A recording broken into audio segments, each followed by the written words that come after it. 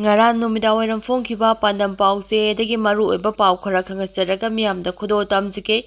security advisor na ngahak ki aning bawa phongnorakpana miyamda samamnaba poallei kokomi security advisor Kuldip Singha na ngahak ki aning bawa phongnorakpana hanadagi kari thokani khanduna mipaiduna leinariba miyamda hena chauna samamnaba poalle haina coordinating committee on Manipur integrity kokomi gi coordinator Samirandra Thokchomna phongdokhrei ngasi lamphelda leba lup asiga office da pangtokpa paugi mifam amada Samirandra na hai miyamba ngakpi simbinabani hajuna India government na tharakhiba security advisor Kuldip Singha na masagi thaudang yaudaba mongda ngaklaga asi lebak tibani ningthina train tawraba kuki maintain sama polop Manipur da changlakle haipa wafam adu chumle amadi tapaki mafam singna thooningdaba thodok thoktanaba security gi akamba section thrang lakhale haina haukiba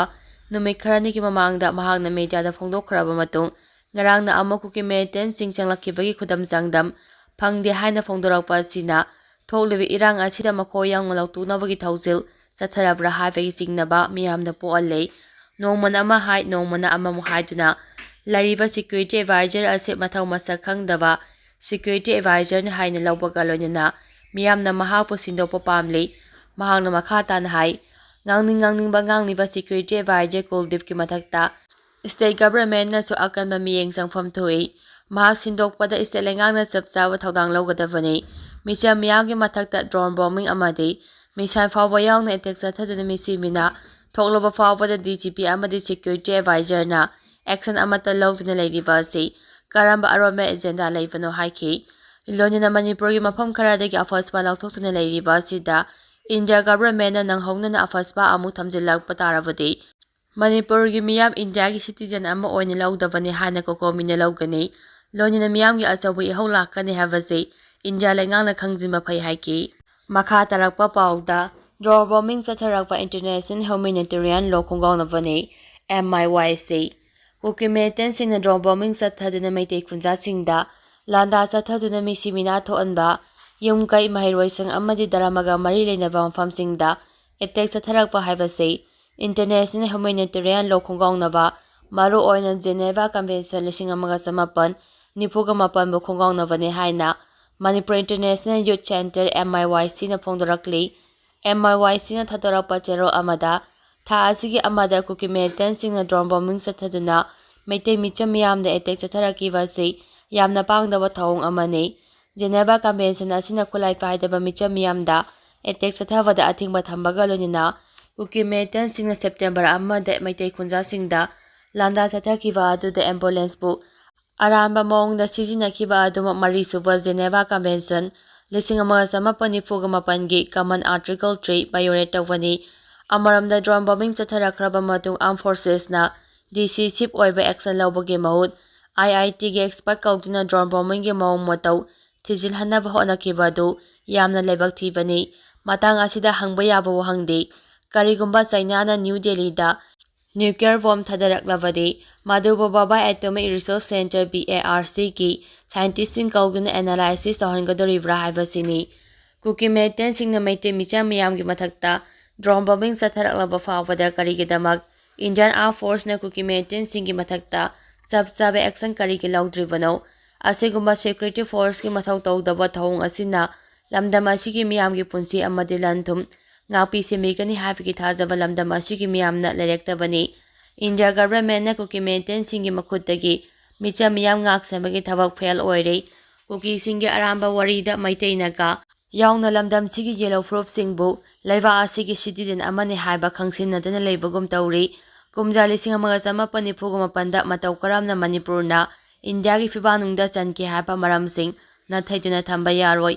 Manipur miyambu namthanaba honabagi mahut lamdam asigi miyamgi asengba democratic oiba slogan sing na thaiduna center government na thamba yaroi haina su chero achina makha tarakli hena ngaklibadi tha taraga taruk helaba Manipuri conflict asigi matangda Prime Minister Narendra Modi na ngasi fawba wa mache amata ngangdana amadi Manipur da mahusagi fipamda hanjilaknaba masak thoba thorang amata lokhataba simak lusingba amagi magun cendre haiba takpani micham miyamgi punsi amadi lanthum ngakpa haibasi lengaki mathauni Prime Ministerna matam sangna tumina laisimba simakna Bangladesh, Burma, China, India, Manipur borderland India gi geopolitical strategy adugi mami tahale. Haujik Manipur da tholibi irang asi losinuna tung koina chanagadaba waroisin ama puraknaba akhanaba thorang ama India laingang lokhataba tarabadi phibamasi hena sathiba mayon amada lakpayai hainasu IMYC na phongdorakli. Makha tarakpa pauda Myanmar dagi kukila lawa sama palsanglakpagi report ontho onsin tawkhraba matungda anaba viral ama amuk tholakle. KNA ke kadar singna Myanmar dagi khulai amadi drugs sing pusilakadawre.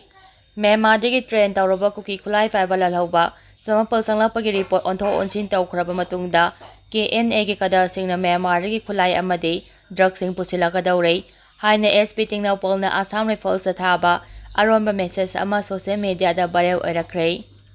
Tumina hayu hairaga bengun mohawi hainaba maitege praman panthai aduga manaba thawongda Manipur government ga aronba message amadi intelligence report sing leptana viral oirakpa simakna government amadi masigi machinery singda constitution na piba aronba ngakpa haiba wafam adugi wahantok mapum phana fail oire habadu takli. Social media da inaw nongna viral oirakliba message asi Tengnaupa District Police ki SP ki maikaidiki More da leiba mga suba Assam Rifles ki OC da thaba aronba message ni message aduna thamliba wafamdi thajaba yaba pau amagi matung inna KNA ki kadar sing na khutlai nongmai maru amasung drug sing puraga Myanmar dagi hauren phai amasung timino area da sanglakadawre maram aduna hiram asida tangai fadaba thabok laukhatpiyo haibasini. Makha tarakpa pauda WMC bu ani thokpo oina uhannaba honarakpa laibak thibani. Tha asigi kungani pada Palace Compound da leiba City Convention Center da Minister Govindas Kothokjamna Chief Guest Odina pangthokade haina thorang tawriba convention asi World Maitai Council WMC ga karigomba hiram amatada mari lenyade hairi. WMC na thadorakpa chero amana hai haujik Manipur gi oireba phibam asida lenga asina sahi lising ani gi puari leijaba ireba iramdam asibu manglomda pubigadra hairaga Center ki Manipur mase tahanaba sinba manba Hausila asida mateng pangsinuna Manipur hanna yingbidraba Narendra Modi gi magul saithaduna leibasi yamna ikainingai ne. Leiba asina kumja lising aniga sumna kunga tarukta delimitation tawgadariba asigi mangoina na maitewa ST gi constitutional protection phanghongnaba honajariba WMC bu Manipur Press Club ta press meet amada tawjagi haiba fawada Lengangna police thajinduna thugai hanki delimitation gi mamangda maite ST list da chalaudrabadi maite gi lambi layaroi khangna honajariba sibu thugainaba embirena lusingba lengaksina tawningbada tawduna chonglam sadabadigi WMC dagi tanthokraba amasung medical ground da masa phatre aduna WMC dagi toksarage haina tokiba miyoi kharaga manaraga ST gi EU asi namthanaba WMC gi mingsijinaraga City Convention Center da minister ani yaholaga WMC ani thokle haina basilebasi yamna tahoidaba thabakni hairi. Lainganga tawgadabadi leiba kangkhong chairiba asi karamna losingadagi hajuna hotnabiu maduda WMC su angama mateng pangjage maram asina leiba miyamgidama khanbijuna minister anina lup asi ani thokna tahannaba thangjiliba khongthang asi handokpiu maduna leiba miyamgi yaifaba oigani hanasu sero asina makha tarakli.